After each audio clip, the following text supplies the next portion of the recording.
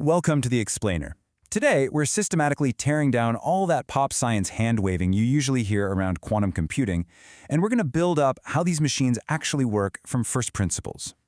Look, if you've ever felt like explanations of quantum tech rely just a bit too much on magic and weird metaphors, well, you are definitely in the right place. We're getting under the hood today, and no, you don't need a physics PhD to follow along. Right off the bat, let's just rip the Band-Aid off and confront the single biggest misconception out there. You've almost certainly heard that a quantum computer gets its power by trying every possible answer at the exact same time, and then it just magically picks the right one. Honestly, that is simply not true.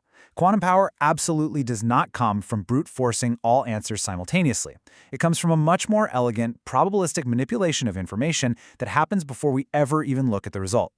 So to get a genuinely grounded understanding, here's our logical roadmap for today. We're covering 1. Going beyond the classical bit. 2. The actual truth about superposition. 3. How quantum algorithms run. 4. The hardware noise and errors holding us back. And 5. A real quantum reality check.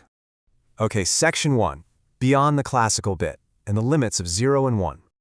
To really grasp the quantum realm, we have to anchor ourselves to the classical devices you use every single day, like your phone or your laptop. The foundational difference here is stark. A classical bit is totally deterministic. At any given nanosecond, it is exactly 0, or it's exactly 1, no in between. But a qubit doesn't just sit at 0 or 1. It exists as a weighted blend of both, which we mathematically map out as a point on a 3D sphere called a Bloch sphere. And it's not that the value is just hidden from us. It is genuinely, physically, in a state of indeterminacy. Moving to Section 2, the truth about superposition and quantum indeterminacy. Now that we know what a qubit is, let's look at its superpowers, starting with superposition. This is probably the most famous and, frankly, the most misunderstood concept in the whole field. Superposition basically means the qubit is in that genuine state of quantum indeterminacy, right up until it's measured, described by complex numbers we call probability amplitudes. But here's the catch, and this is absolutely crucial. Contrary to popular belief, placing qubits into superposition alone does not give us a computational speedup. If you just put a bunch of qubits into superposition and measure them, all you get is a random string of zeros and ones. You haven't read out millions of answers. You've literally just generated a very expensive random number. So where does the power come from? The real magic, the actual engine of quantum advantage, is interference. A good quantum algorithm carefully engineers constructive interference to reinforce the correct answers, making them highly probable, and destructive interference to cancel out the wrong ones. It's like a giant wave pool. The entire art of programming a quantum computer is sculpting those probability waves so that when you finally do take a measurement, the right answer is the one that's overwhelmingly likely to just pop out. Then we have this second superpower, which is entanglement. This is a crazy property where multiple qubits become intrinsically linked. When they're entangled, measuring one qubit instantly determines the state of the other, no matter how physically far apart they are. You can't even describe them independently anymore. They act as a single joint system. This non-classical correlation actually really bothered Einstein back in 1935. He famously called it spooky action at a distance because he thought it implied quantum mechanics was somehow incomplete. But decades of rigorous experiments, these are known as Bell tests, have proven that, nope, this is a real fundamental feature of nature. And just as a quick aside, it doesn't allow for faster-than-light communication, but it absolutely provides a shared resource of correlation that our algorithms need to outpace classical computers. Section 3. How quantum algorithms run, taking us from physics to logic.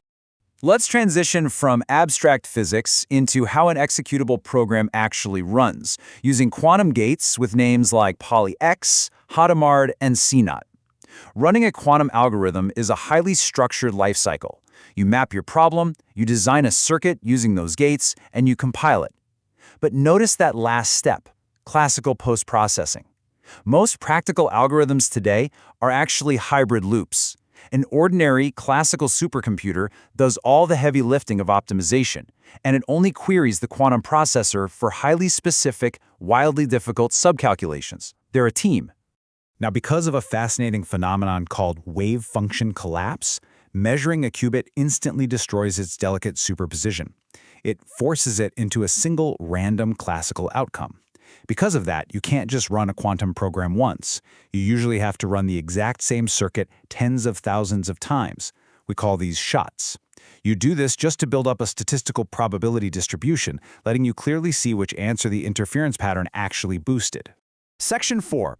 hardware, noise, and errors, and the physical limits of the tech. Just as we understand the immense theoretical power of algorithms like Shor's for factoring or Grover's for search, we have to introduce the ultimate antagonist of our story, which is physical reality.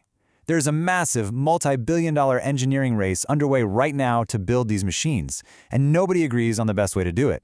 You've got superconducting circuits which are incredibly fast but highly fragile, battling against trapped ions which are much slower but have amazing connectivity. Meanwhile, other teams are pushing room-temperature photonics or even grids of reconfigurable neutral atoms being manipulated by lasers. Every single one has distinct trade-offs.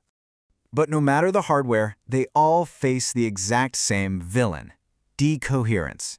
The very same delicate phase relationships that give qubits their incredible processing power also make them extraordinarily fragile. A stray electromagnetic field, a tiny thermal vibration, or literally a cosmic ray from deep space can cause the quantum information to leak out into the environment, irreversibly destroying your computation. This extreme fragility gives us hard time limits, known in the industry as T1 and T2. These numbers dictate exactly how long a qubit can survive before its data is just scrambled.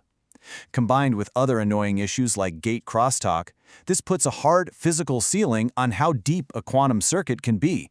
If your algorithm requires 5,000 steps, but decoherence destroys your qubits after 50, well, your algorithm simply isn't going to work. To defeat this noise, engineers are developing quantum error correction. Since the quantum no-cloning theorem strictly forbids us from making direct backup copies of qubits, engineers use clever protocols like the surface code. This spreads a single piece of quantum information redundantly across hundreds or even thousands of physical qubits just to create one reliable logical qubit. The catch? The overhead is absolutely staggering.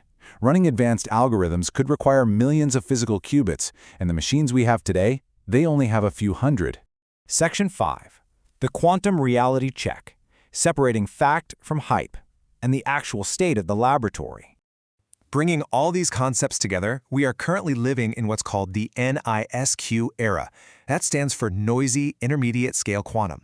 It means exactly what it says. Our machines are real, they are working right now, and they can even demonstrate narrow tasks that classical supercomputers can't efficiently match. But they're intermediate in size and completely noisy. We simply don't have the scale for fully error-corrected, fault-tolerant algorithms yet. So, to be absolutely 100% clear on what this tech will actually do, quantum computers are going to revolutionize the simulation of chemistry and materials. They will deeply impact cryptography, and they will solve highly specific optimization problems. But they are not going to make your web browser load faster. They aren't going to improve the frame rate of your video games. These are highly specialized instruments. They are absolutely not a universal replacement for the silicon chips we use every day. As this hardware race continues to scale toward the millions of physical qubits we need, we're left staring down a pretty massive unknown. We know the physics works, we know the math is completely sound, but we really have to ask ourselves, how quickly can humanity actually solve one of the greatest precision engineering challenges in history? Will the 2030s finally unlock the true, fault-tolerant quantum age? Or will the sheer noise of the universe keep us trapped right where we are in the NISQ era? It's a fascinating question, and honestly, the entire tech world is waiting to see it answered.